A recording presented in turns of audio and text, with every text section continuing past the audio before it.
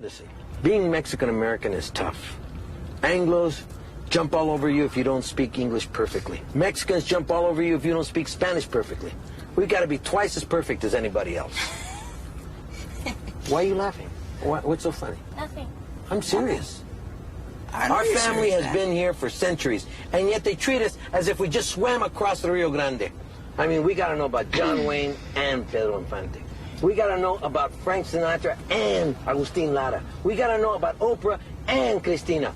Anglo food is too bland, and yet when we go to Mexico, we get the runs. Now, that to me is embarrassing. No, Dad! Japanese Americans, Italian Americans, German Americans, their homeland is on the other side of the ocean. Ours is right next door, right over there. And we got to prove to the Mexicans how Mexican we are, and we got to prove to the Americans how American we are. We got to be more Mexican than the Mexicans and more American than the Americans, both at the same time. It's exhausting. Man, nobody knows how tough it is to be a Mexican American.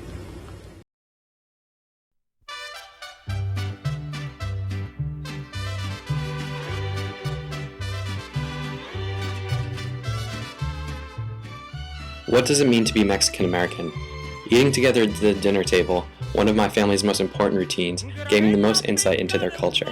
At this gathering, I was exposed to food, language, music, religion, and other facets that shaped my understanding of typical Mexican life. As a subculture, Chicanos are exposed to both Mexican and American ways of thinking, which are learned in and outside the familial setting. This exposure to both cultures often creates issues in cultural identity. Mexican Americans are often left wondering where they fit in either culture. In 2010, Mexicans were the largest growing minority group in the United States, with a population of nearly 32 million.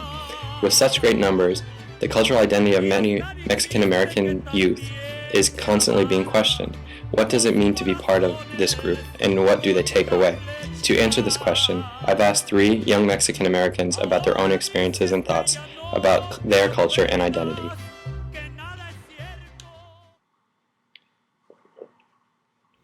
Do you feel like you relate to one culture more so than the other?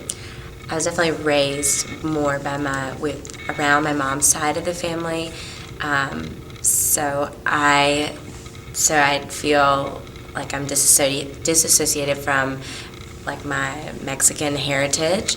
My dad doesn't speak Spanish to us, and sometimes he watches TV in Spanish, but that's the extent of my like relationship, I guess, to with the culture, to the culture. So we don't really eat Mexican foods. Like my mom knows how to make a couple Mexican dishes because my dad's mom taught her how to make them, but they're very Tex-Mex. They're not like Mexican dishes per se. So I guess I relate more to white culture, and I feel like I should have more. I should know more about my background, and I should be more in tune with that, but I'm not at all. Do you think when you're older you'll kind of instill those Mexican values and morals and practices in your kids? Absolutely. Yeah, definitely. Like they have to speak Spanish. Like when they come out, they're speaking Spanish.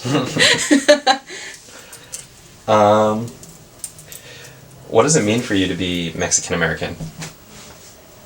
It just makes you different, really. Like, you know, like you go to different households and you see like different things, and like it kind of makes you happy to be who you are, and like being raised in a family that like, you know, cares so much about family. So I don't know, I like it. Like it's different. You've never questioned at all like where you fit in, kind of like you've always like felt like you've had a place?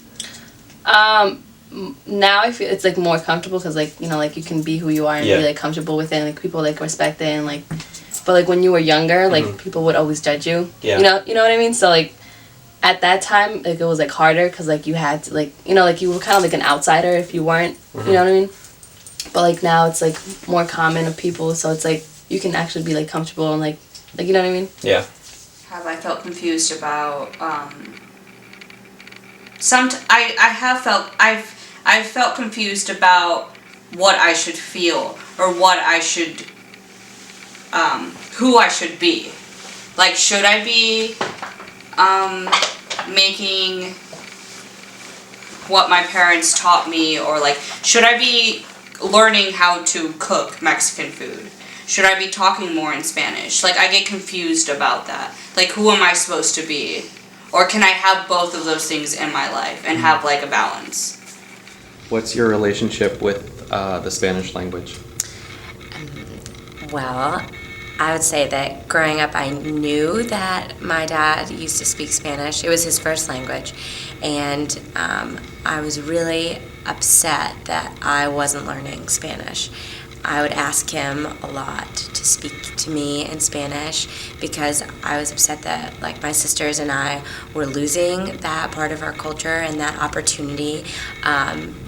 And especially since, you know, it was his first language, it's not something that it was a second language that he learned. It was a part of him and a part of who I was. I really wanted to learn it, but my dad stopped speaking Spanish when he was like 10 because he was having a hard time keeping up in school. And so he understands and reads fine, but he doesn't speak, and I think it became maybe a painful topic, and so he just kind of let it fall out of his life, and he didn't want to, it wasn't important to him to pass it on, and maybe he couldn't speak to pass it on, but it was definitely not a priority for him. So I don't speak any Spanish.